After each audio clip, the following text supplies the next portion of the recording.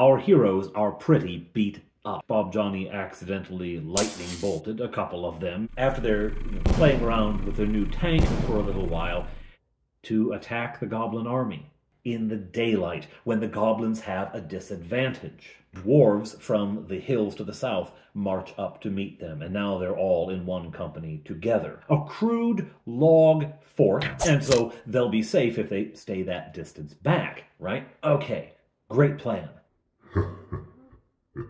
This ogre has a bow. He casts the lightning bolt, lets loose his arrow, slams into Fleetwood. The dwarves charge into the wall, followed by halflings. Touchberry pulls out a flask of oil, and he hurls it at the burning wall where it explodes and splatters oil on some goblins. Mass confusion. Takes a shot and brings down the ogre. Phantasmal force, dragon, and swoops toward the fort. Throws the goblins into further panic. The slaughter is inevitable. Out of the woods bursts a goblin on a direwolf, tearing away to the north, running to bring a message to the main army.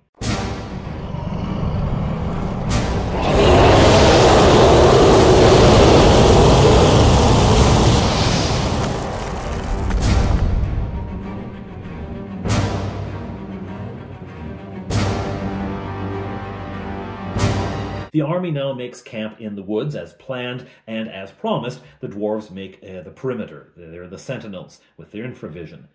The next morning, they inform the Master Sheriff and the other leadership that there were skirmishes, feint attacks during the night, small groups, nothing serious, just testing, just seeing if they could get in. So, no problem there. The goblins now know, obviously, there are dwarves working with the halflings. They've got a good sense of the size of the army, so, oh well. The good news is the day has dawned bright and sunny.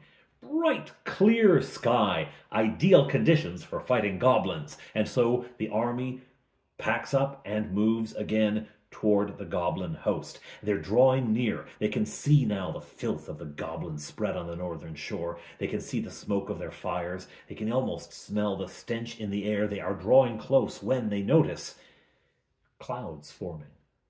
Clouds forming out of nowhere. Clouds moving in from different directions in the way that wind doesn't move clouds, gathering them over the goblin host.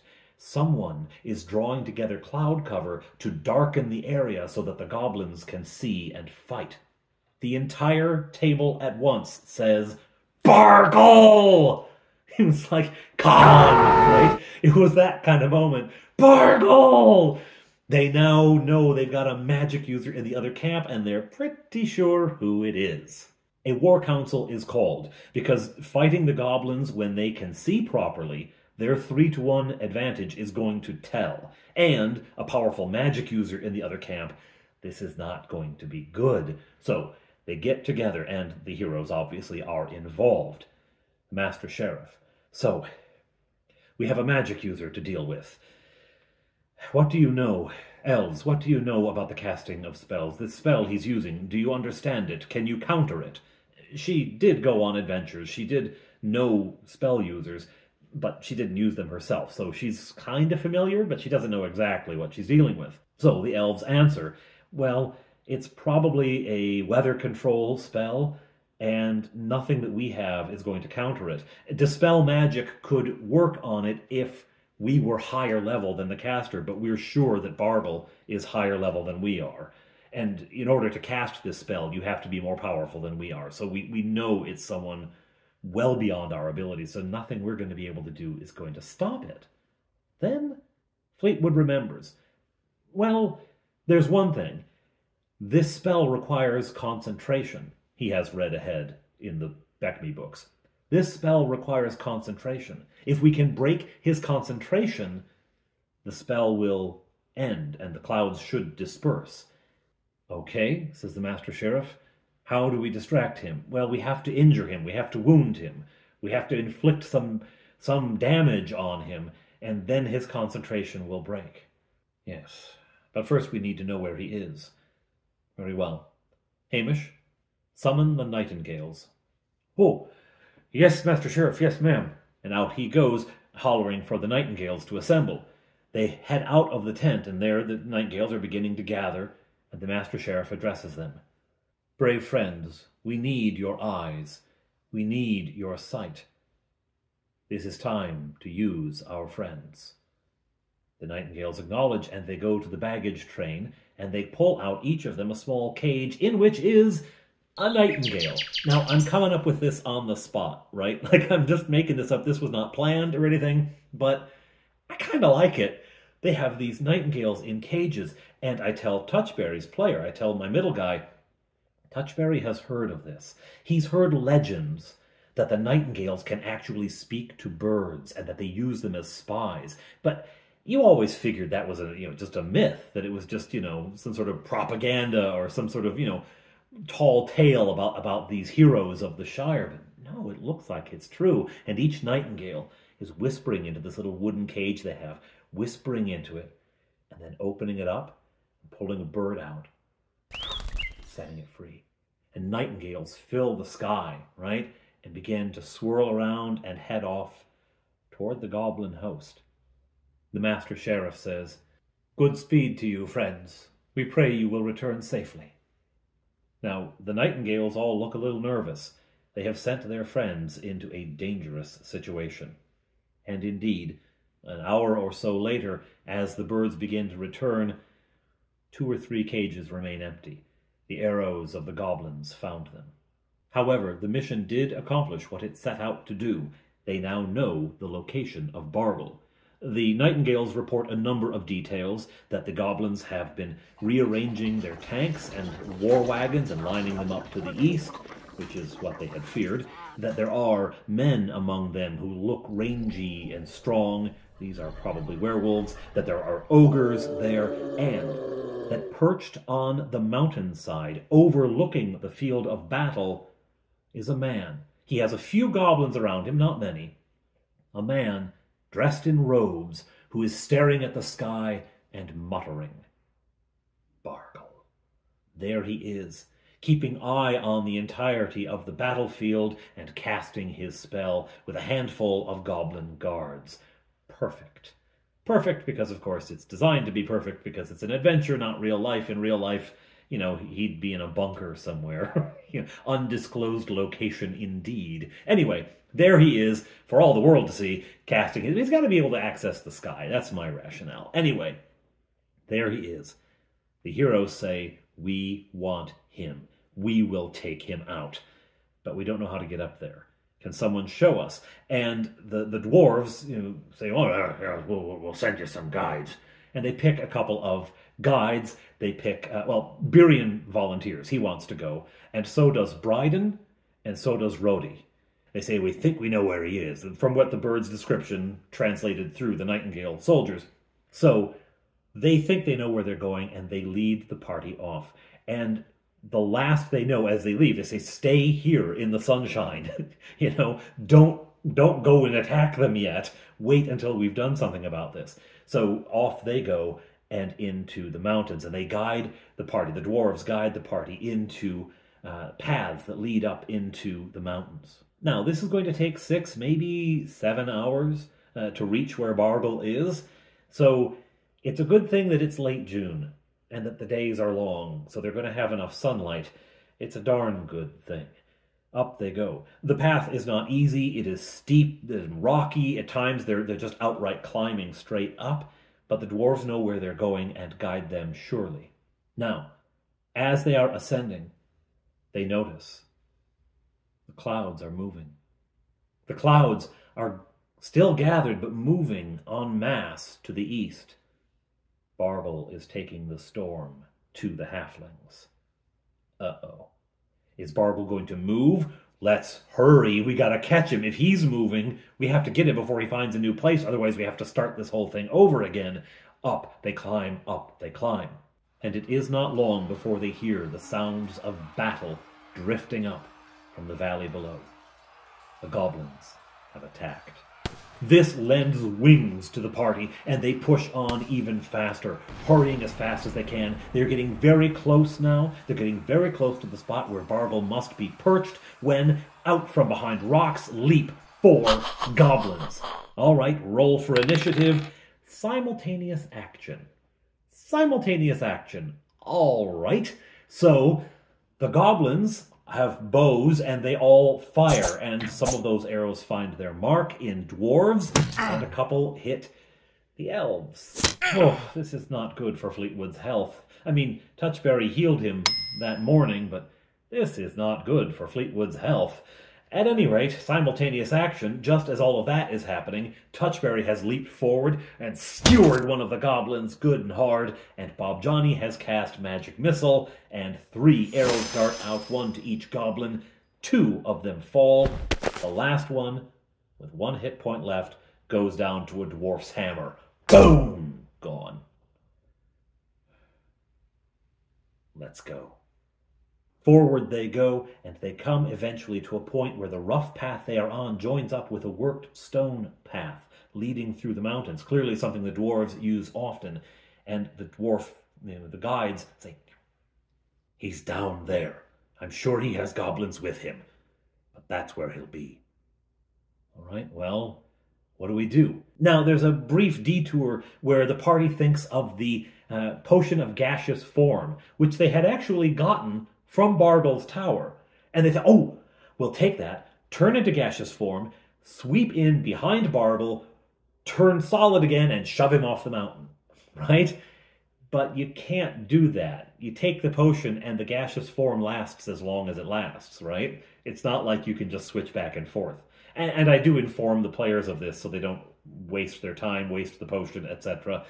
And because I think that's the kind of thing you would know. If there are magical potions in your world and you deal in magic, you're going to know these things. Anyway, that's not going to work.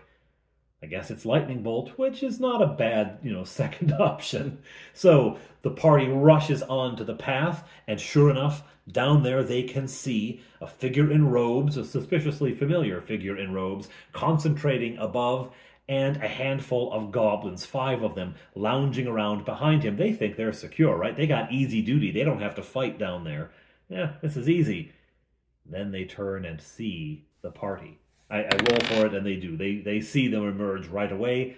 They also get initiative, and so arrows come streaking toward the party, and the goblins holler. Right? Okay, so now Bargle knows something's happening, but he doesn't break his concentration. He's going to trust his goblin guards. He does not know that there are magic-using elves behind him, right? So what happens? Well, 3 of the goblins drop their bows and arrows and rush forward to engage with the dwarves, who come forward to fight them eagerly. They can only get 2 dwarves abreast. It's so narrow, this path, but there they are to fight.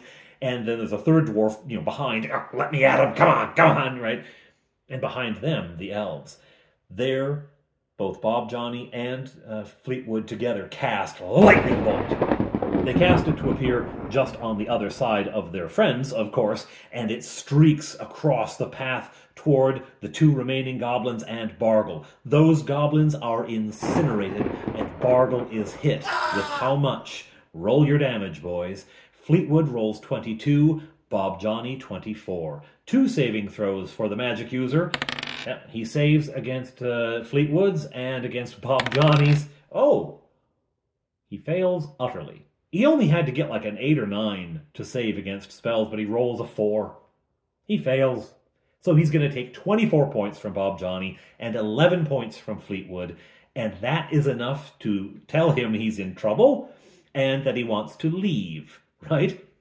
Doesn't even waste any time. He now knows, by having been hit by Lightning Bolt, he knows there's magic users behind him. He doesn't wait to see who they are. He steps off the cliff and plummets downward. Why? Why did he? Because if he he uses a fly spell. If he flew from where he was, he'd have to fly up in range of whatever else these magic users behind him have. If they've got more lightning bolts, if they've got missile, whatever, he doesn't want anything to do with that, so he plunges off the side, because then by the time they get to him, he will have cast his fly spell and been off. And that's exactly what he does. By the time they get the dwarves out of their way, and they get to the edge, he's out of magic missile spell range and soaring over the battle, throwing fireballs and magic missiles of his own, and then soaring off south across the lake. Oh, Bargle! He escaped again! Blast that wizard! Now, down below, the tide is turning. Because as Bargle lost concentration on his spell, the clouds begin to break up, blown away by the wind, and there's a cheer from the Halfling army, and they begin digging in hard against the goblins, and at that precise moment, there's a crash and the sound of horns. Not the baleful goblin horns, not the mellow hobbit horns, no, deep, booming dwarves. I'm stealing this directly from The Hobbit. They had forgotten about the dwarves in the mountain. Or at least the goblins had. The doors swing open, and the dwarves, now knowing that their opponent has another enemy out there, they decide to charge into battle, where they couldn't have before because they were too massively outnumbered. In they come, and they change the odds from 3-1 to 2-1. Still in favor of the goblins, but remember, the goblins can no longer see very well, right? The werewolves are desperately trying to keep control of this army. The tanks, which had done so much damage, they are now largely, burning and destroyed, and the battle is now one-on-one combat. The goblin army is in disarray. Many are cut down where they stand, many surrender, and still others flee. They are mountain creatures, and so they don't have a lot of trouble making it into the mountains, into crevices and cracks and crannies, little hidden canyons. They swarm into the mountains, and they retreat, filtering through all the crevices and crannies, off into the mountains, disappearing in screams of pain and anger and betrayal, right? Battle 1. Let's go down and see how it turned out. Now, BECMI battle, according to the War Machine, is really a math thing, and I'm not going to run through all the steps. You come up with your basic force rating, how strong your army is, and then you apply a series of conditions, what kind of equipment they have, how much training, etc., and you get another number, and blah, blah, blah, blah, blah, blah, blah, and you add bonuses for things like how much of your army is mounted. Well, about 20% of the goblins were on wolves, about 20% of the halflings were on sheep. Great. What about, archers? How many missile weapons they have? All that kind of stuff is added, thrown into the pot, and goes in. And then conditions, terrain, and things like that. Well, it's a pretty wide open space, so the goblins don't really have a mountain advantage because the battle is happening in a flat area. But the halflings don't have much advantage either because it's just in an open, flat place. There's advantages toward defending rather than attacking, so that does come into play. And there are advantages about ratios, troop ratios. So that's the big one that had tipped it to the goblins. And the math as it worked out. There's also a dice roll, right? But even with the dice roll, unless the halflings rolled an absurdly lopsided roll, right, it was still going to go to the goblins because that 3-1 advantage, it throws 45 more into the category for the goblins, and they were already topping out anyhow. So all that made the difference, well, two things made the difference. The ratio being cut down by the addition of the dwarves and the penalty for not being able to see in the light. Those things just brought it under, and the halflings won. At a dear cost. What the party discovers when they go down is that there have been massive casualties among the dwarves and halflings as well as the goblins, somewhere in the neighborhood of 20%. It's a devastating, devastating day for the halflings. There is not a celebratory mood on the battlefield. They are grimly satisfied that they have won. It's not celebratory. The celebration waits a few days, and the party camps there with the halfling army as, leftover goblin stragglers are mopped up and found, etc. And the goblins who had been guarding the other doors, the back entrances to the dwarven realm, are killed. But it is somber even at the feast. The feast at which the dwarven king, Owain the Bold, stands up and it declares, "We and the halflings are cousins no more. We are brothers and sisters. Their blood and ours has mingled. They came to us in our time of need. We will always be there for them. We are now family." Which, for a dwarf, come on, right? The Master Sheriff says some kind words as well about the two peoples and their unity and their respect and love for one another. And the party is recognized. They get little medallions for their service to the Dwarven Kingdom and to the halflings as well. But it is a somber tone at the table as we finish.